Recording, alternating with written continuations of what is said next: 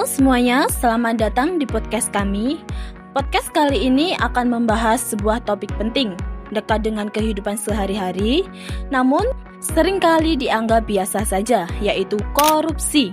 Tujuan podcast ini yaitu mengingatkan kesadaran bahwa korupsi adalah masalah kita bersama dan kita semua punya peran untuk mencegahnya. Saya, Rifa Musarofah, sebagai host dengan NIM 8603377785 dengan nomor absen 21 dan bersama teman-teman saya.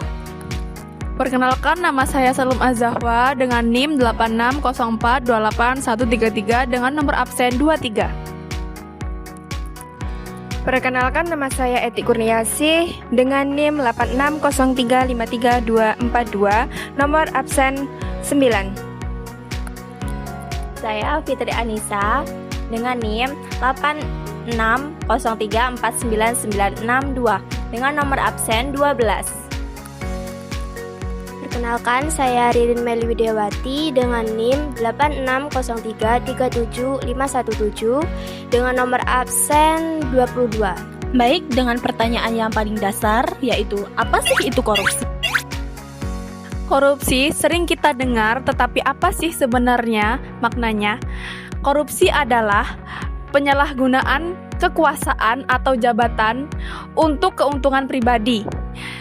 Bentuknya bisa macam-macam, seperti penggelapan dana, suap, gratifikasi, dan lain-lain. Di Indonesia sendiri, korupsi bukan cuma merugikan keuangan negara, tetapi juga merusak kepercayaan publik terhadap pemerintah dan sistem hukum. Kalau kita ibaratkan, korupsi itu seperti kanker.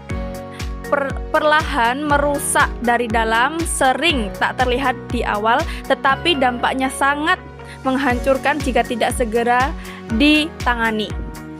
Korupsi juga tidak selalu dilakukan oleh pejabat tinggi saja. Praktik kecil seperti pungutan liar hingga pemalsukan data juga termasuk perilaku koruptif. Artinya, masalah ini dekat dengan kehidupan sehari-hari, bisa dilakukan siapa saja, bukan hanya pejabat. Baik, terima kasih untuk Mbak Salum telah menjawab pertanyaan dari saya yang mengenai pengertian dari korupsi. Sekarang saya akan lanjut bertanya kepada Mbak Eti mengenai apa sih itu penyebab korupsi? Baik, di sini saya akan menjawab pertanyaan dari Mbak Rifa. Penyebab korupsi itu keinginan untuk cepat kaya.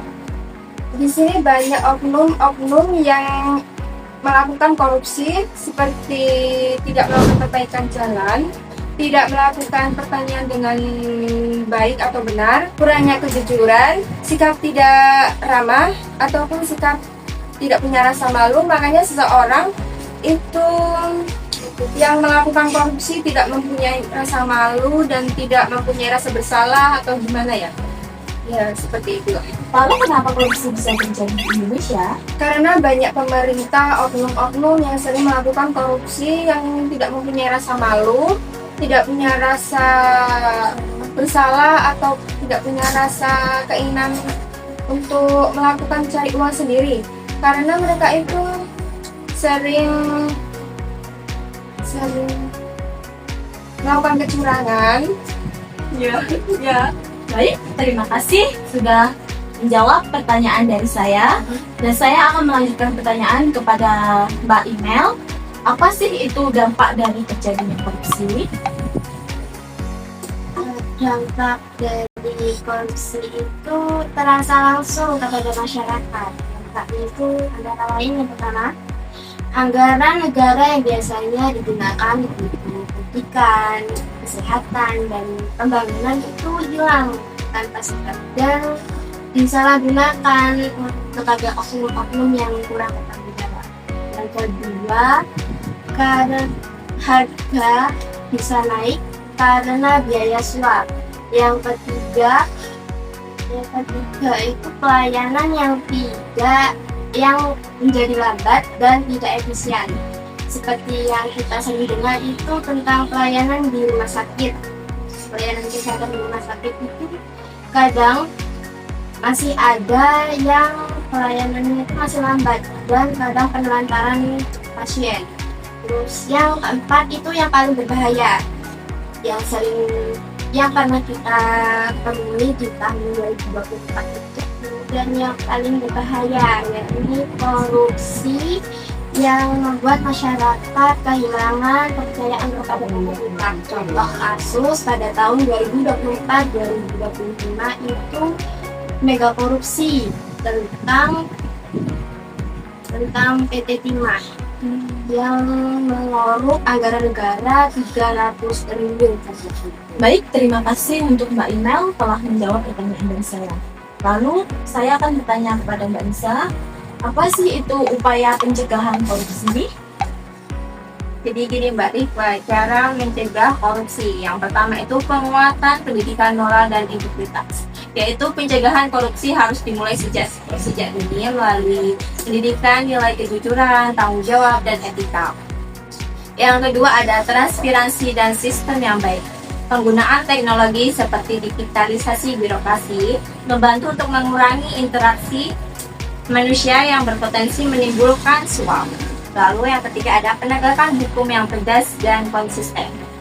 Kasus korupsi harus diproses secara adil tanpa memandang bulu. Hukuman yang tegas bisa memberikan efek jera dan meningkatkan kepercayaan terhadap publik. Yang keempat ada pengawasan berbasis masyarakat. Masyarakat harus diberi ruang untuk melapor dan mengawasi. Whistleblower dan protection sangat penting agar pelapor tidak takut dengan ancaman. Yang terakhir ada keteladanan pemimpin. Pemimpin yang bersih akan menciptakan budaya yang bersih.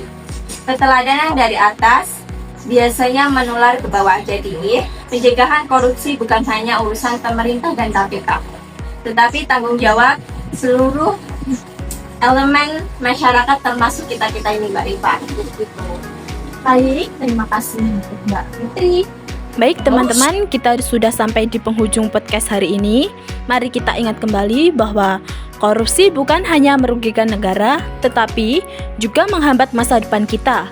Melawan korupsi bukan hanya tugas pemerintah atau lembaga tertentu, tetapi tugas kita semua. Mulailah dari hal sederhana yaitu jujur, disiplin, berani menolak suap, dan mendukung gerakan anti korupsi. Terima kasih sudah mendengarkan podcast kami. See you next time. Bye-bye.